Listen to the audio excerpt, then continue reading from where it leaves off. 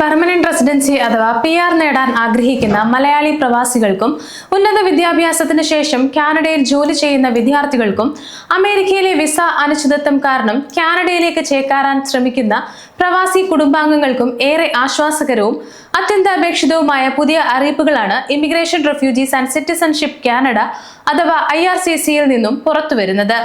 2026 Canada express entry സിസ്റ്റത്തിൽ നടപ്പിലാക്കിയിരുന്ന category അടിസ്ഥാനമാക്കിയുള്ള PR നറുക്കെടുപ്പുകൾ അഥവാ കാറ്റഗറി ബേസ്ഡ് സെലക്ഷൻ ഡ്രോകൾ പ്രവാസി മലയാളികളുടെ ഇമിഗ്രേഷൻ സാധ്യതകളെ വലിയ രീതിയിൽ സ്വാധീനിക്കുന്ന ഒന്നായി മാറിയിരിക്കുകയാണ്.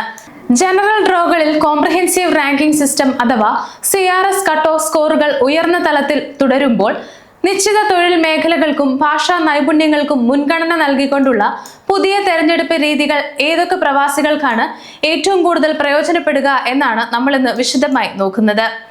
കാനഡ ഗവൺമെന്റിന്റെ പുതിയ സാമ്പത്തിക നയങ്ങളുടെയും ലേബർ മാർക്കറ്റ് ആവശ്യങ്ങളുടെയും അടിസ്ഥാനത്തിൽ കേവലം ഉയർന്ന പോയിന്റുകൾ മാത്രം നോക്കി ആളുകളെ തിരഞ്ഞെടുക്കുന്ന രീതിക്ക് പകരം കാനഡയിലെ പ്രത്യേക മേഖലകളിലെ തൊഴിലാളി ക്ഷാമം പരിഹരിക്കുന്നതിനാണ് കാറ്റഗറി അടിസ്ഥാനമാക്കിയുള്ള എക്സ്പ്രസ് എൻട്രി ഡ്രോകൾക്ക് മുൻഗണന നൽകുന്നത്. 2026 സാമ്പത്തിക വർഷത്തിൽ പ്രധാനമായും ആരോഗ്യ മേഖല, എഞ്ചിനീയറിംഗ്, IT മേഖലകൾ ഉൾപ്പെടെയുള്ള STEM മേഖല, ട്രേഡ് പ്രോഗ്രാം, ഫ്രഞ്ച് ഭാഷാ നൈപുണ്യം, കനേഡിയൻ വർക്ക് എക്സ്പീരിയൻസ് ക്ലാസ് ഉള്ള പ്രൊഫഷണലുകൾ, സീനിയർ മാനേജർമാർ എന്നിവർക്കാണ് IRCC പ്രധാന കാറ്റഗറി പരിഗണന നൽകിയിട്ടുള്ളത്. ഈ മേഖലകളിൽ യോഗ്യതയും പ്രവൃത്തി പരിചയവുമുള്ള അപേക്ഷകർക്ക് സാധാരണ CRS സ്കോറുകളേക്കാൾ വളരെ കുറഞ്ഞ സ്കോറുകളിൽ ഇൻവിറ്റേഷൻ ടു അപ്ലൈ കരസ്ഥമാക്കാൻ സാധിക്കുന്നു. ഇത് കാനഡയിലുള്ള മലയാളി പ്രൊഫഷണലുകളെയും കാനഡ PR-നായി അപേക്ഷിക്കുന്ന മറ്റ് പ്രവാസികളെയും രണ്ട് പ്രധാന രീതിയിലാണ് ബാധിക്കുന്നത്. ഒന്നാമതായി നാഷണൽ ഒക്യുപേഷണൽ ക്ലാസിഫിക്കേഷൻ അഥവാ NOC ലിസ്റ്റിൽ ഹെൽത്ത് കെയർ മേഖലയിലെ നഴ്സുമാർ, ഡോക്ടർമാർ, അലൈഡ് ഹെൽത്ത് പ്രൊഫഷണലുകൾ, സോഷ്യൽ വർക്കർമാർ എന്നിവർക്ക് ഏറ്റവും കുറഞ്ഞ CRS സ്കോറുകളിൽ തന്നെ PR ക്ഷണം ലഭിക്കുന്നുണ്ട്. അതുകൊണ്ട് തന്നെ കാനഡയിൽ clinical and non clinical health സർവീസിൽ ജോലി ചെയ്യുന്ന ധാരാളം മലയാളി ജീവനക്കാർക്ക് കാറ്റഗറി ഡ്രോകൾ വഴി വേഗത്തിൽ പെർമനന്റ് റെസിഡൻസി ഉറപ്പാക്കാൻ സാധിക്കുന്നു. രണ്ടാമതായി കാനഡയിൽ ഫ്രഞ്ച് ഭാഷാ നൈപുണ്യമുള്ള അപേക്ഷകർക്ക് നൽകുന്ന സവിശേഷമായ ഇളവുകളാണ്.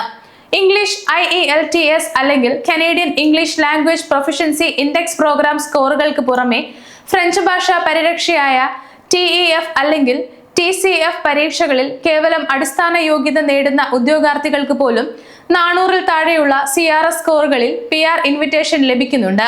കാനഡ എക്സ്പ്രസ് എൻട്രി പൂളിൽ മറ്റ് രാജ്യക്കാരോട് മത്സരിച്ച് സ്കോർ ഉയർത്താൻ പ്രയാസപ്പെടുന്ന മലയാളി അപേക്ഷകർക്ക് ഫ്രഞ്ച് പഠനം ഒരു പ്രധാന വഴിത്തിരിവായി മാറിയിരിക്കുകയാണ്. മറുവശത്ത് കനേഡിയൻ എക്സ്പീരിയൻസ് ക്ലാസ് ഡ്രോകളിലും പ്രൊവിൻഷ്യൽ നോമിനി പ്രോഗ്രാമുകളിലും കട്ട് ഓഫ് സ്കോറുകൾ ഉയർന്ന തലത്തിൽ തുടരുന്നത് സാധാരണ എക്സ്പ്രസ് എൻട്രി അപേക്ഷകർക്ക് വലിയ വെല്ലുവിളിയാണ് സൃഷ്ടിക്കുന്നത്. പോസ്റ്റ് ഗ്രാജുവേഷൻ വർക്ക് പെർമിറ്റിൽ കഴിയുന്ന വിദ്യാർത്ഥികളും താൽക്കാലിക തൊഴിൽ വിസകളിലുള്ളവരും തങ്ങളുടെ പോയിന്റുകൾ വർദ്ധിപ്പിക്കുന്നതിനായി തൊഴിൽ അനുഭവ പരിചയം കൃത്യമായ കാറ്റഗറി കോഡുകളിലേക്ക് മാറ്റി സ്ഥാപിക്കേണ്ടതുണ്ട്.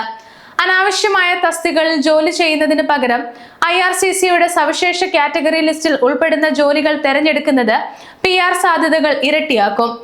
അമേരിക്കയിൽ H1B, H4 വിസകളിൽ കഴിയുന്ന മലയാളി പ്രവാസികൾക്കും ഈ കാനഡ കാറ്റഗറി ഡ്രോകൾ വലിയൊരു പ്രതീക്ഷയാണ് നൽകുന്നത്.